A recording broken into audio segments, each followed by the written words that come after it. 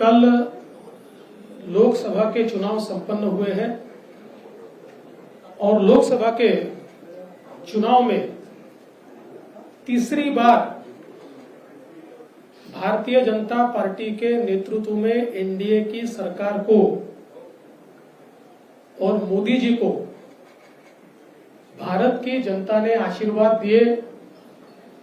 भारत की जनता का मैं आभार व्यक्त करता हूं। विशेष रूप से नेहरू जी के बाद यानी 1962 के बाद मोदी जी ऐसे पहले प्रधानमंत्री होंगे जो तीसरी बार लगातार देश के प्रधानमंत्री बन रहे हैं। एक नया रिकॉर्ड मोदी जी इस चुनाव में कायम कर रहे हैं। इसलिए महाराष्ट्र की ओर से मोदी जी का भी हम लोग आभार व्यक्त करते हैं। और उसके साथ साथ देश में अरुणाचल प्रदेश और उड़ीसा ये दो जगह की विधानसभाओं में लोगों ने भारतीय जनता पार्टी को पूर्ण बहुमत दिया, हमको चुनकर दिया। और आंध्र प्रदेश में चंद्रबाबू नायडू के नेतृत्व में एनडीए को पूर्ण बहुमत दिया। इसके लिए भी वहां के जनता का मैं बहुत बहुत आभार व्यक्त करता हूं। मैं ऐसा मानता हूं कि देश में अच्छे रिजल्ट यहां पर आए, लेकिन महाराष्ट्र में निश्चित रूप से कुछ कमी रही है। जिस प्रकार से 2014 में और 2019 में हम महाराष्ट्र को मोदी जी के पीछे खड़ा कर पाए, उसमें एक बड़ी कमी इस चुनाव में आई है। और भारतीय जनता पार्टी को जिस प्रकार की अपेक्षा थी उस प्रकार की सीटें इस चुनाव में नहीं मिल पाई। हम लोगों का मानना ऐसा है कि इसके कई कारण हैं, लेकिन उन कारणों की ओर जाने से पहले मैं ये स्पष्ट कर देना चाहता हूं कि ये नैरेटिव बिल्कुल गलत है कि महाराष्ट्र में लोगों ने महाविकास आघाड़ी को चुना है और भारतीय जनता पार्टी और महायुति को रिजेक्ट किया है। अगर हम आंकड़े देखें तो हमारे ध्यान में आएगा कि कुल मिलाकर महाराष्ट्र में जो महाविकास आघाड़ी थी उनको 43.91 वोट मिले हैं और एनडीए को 43.60% 43.60%, यानी आधे प्रतिशत से भी हम पीछे, कम वोटों से हम लोग पीछे हैं। तो इसका मतलब यह है कि दोनों को लोगों ने समान वोट दिए हैं, कहीं पर भी हमको रिजेक्ट किया है, इस प्रकार की परिस्थिति नहीं है। अगर हम इसको वोटों में तब्दील करें तो महाविकास आघाड़ी को 2,50,00,000 वोट मिले हैं और हमें 2,48,00,000 वोट मिले हैं, यानी मात्र 2 लाख वोट हमको कम मिले हैं। लेकिन सीटों का अंतर इन 2 लाख वोटों का ऐसा है, या इस आधे दशमलव का ऐसा है कि महाविकास आघाड़ी को 30 सीटें मिली है और हमें मात्र 17 सीटें मिली है।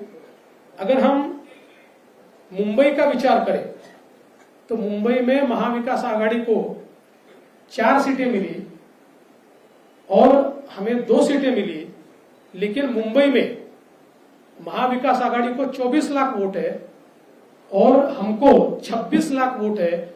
महाविकास आघाड़ी से 2 लाख वोट ये मुंबई में भारतीय जनता पार्टी और एनडीए ने ज्यादा लिए हुए। दूसरा, एक और चीज मैं कहना चाहता हूं कि 2019 में हमको 27.84 इतने वोट मिले थे। इस बार हमारे वोट बहुत थोड़े घटे हैं, बीजेपी की मैं बात कर रहा हूं। बीजेपी को 27.84 थे, इस बार 26.17, यानी 1.25 या 1.5% वोट ये केवल हमारे कम हुए और उसमें हमारी सीटें 23 से सीधे 9 पर आई है। और वहीं अगर हम कांग्रेस का विचार करें तो कांग्रेस को 2019 में 16.41 वोट थे और एक सीट मिली थी। 16.41 से इस बार उनका प्रतिशत हो गया 17, यानी आधा % बढ़ा और उनकी सीटें 13 हुई है। तो अगर हम लोग कुल मिलाकर ये सारी चीजें देखें तो मैं ऐसा कह सकता हूं कि भारतीय जनता पार्टी को और एनडीए को या महायुति को लोगों ने अच्छे वोट दिए हैं, लेकिन पॉलिटिकल अर्थमेटिक इस प्रकार का रहा कि हमारे खिलाफ के वोट ये बड़े पैमाने पर कंसोलिडेट हुए। और इसका परिणाम मैं अगर बीजेपी का विचार करूं तो हमारी 8 सीटें ऐसी है कि जो 4% से भी कम वोटों से हारी है। करीब 6 सीटें ऐसी है जिसमें 30,000 से कम मार्जिन से हम हारे हैं और 2,000 से 4,000 से 6,000 से हारने वाली भी सीटें हमारी है। तो मुझे ऐसा लगता है कि ये जो कंसोलिडेशन है इसको हम रोक नहीं पाए। कुल मिलाकर अगर हम इसका थोड़ा एनालिसिस भी करें तो महाराष्ट्र में महाविकास आघाड़ी की 3 पार्टियों के साथ साथ हमको एक नरेटिव के साथ भी लड़ना पड़ा और वो नरेटिव संविधान बदलने वाला नरेटिव था कि जिसने एक डैमेज हमको निश्चित रूप से किया है। इसको इफेक्टिव काउंटर हम कर रहे थे और हमको ऐसा लग रहा था कि हम इफेक्टिवली काउंटर कर रहे हैं, पर मुझे ऐसा लगता है कि हम इफेक्टिवली इसको काउंटर नहीं कर पाए, ये बात भी निश्चित है। और कई कारण आज हमारी जो बैठक हुई इस बैठक में इस हार के और कई कारण हम लोगों के ध्यान में आए, जिसमें विशेष रूप से कई जगह पर हमारे उम्मीदवारों की एंटी इनकम्बेंसी हम असेस नहीं कर पाए और उसके कारण 2 बार 3 बार के कई उम्मीदवार थे कि जिनको चुनाव के दरमियान हमारे ध्यान में आया कि इनके बारे में एक एंटी इनकम्बेंसी है। तो ये एक जरूर कारण रहा। हमारा जो पैच का पट्टा है उसमें जो पैच के एक्सपोर्ट के बारे में डिसीजन थोड़ा लेट हुआ, डिसीजन तो हुआ लेकिन उससे पहले सरकार पैच खरीद रही थी, लेकिन नरेटिव एक बड़ा उसमें तैयार हुआ जो उन सीटों पर हमारे कुछ वोटों को कम किया उसने और उसका भी हम लोगों को प्रॉब्लम कुछ न कुछ पैमाने पर हुआ है। इसके साथ साथ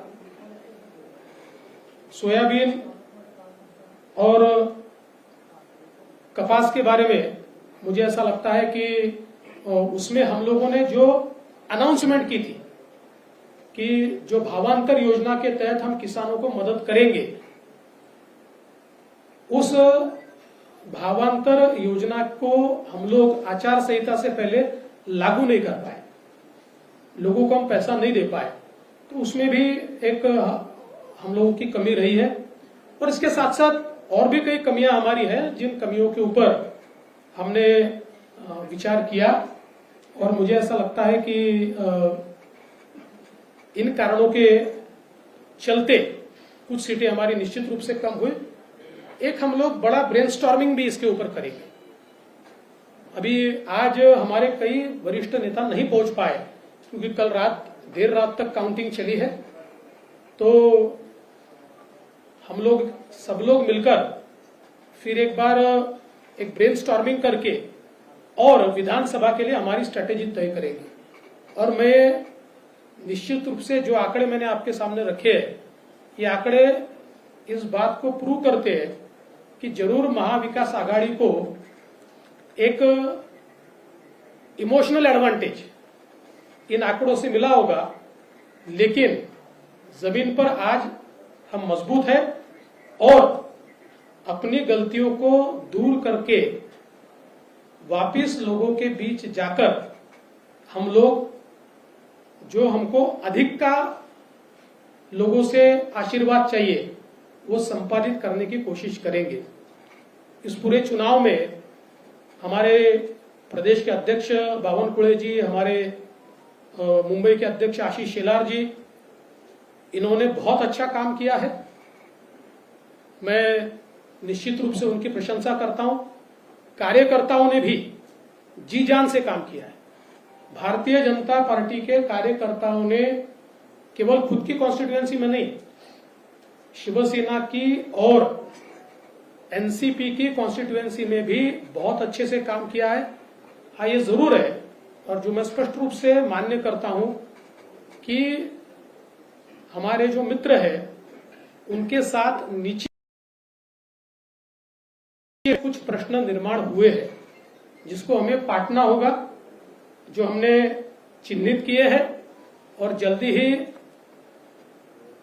हम लोग मुख्यमंत्री जी और उप मुख्यमंत्री जी के साथ बैठेंगे और बैठकर इसके ऊपर भी हम लोग निर्णय करेंगे।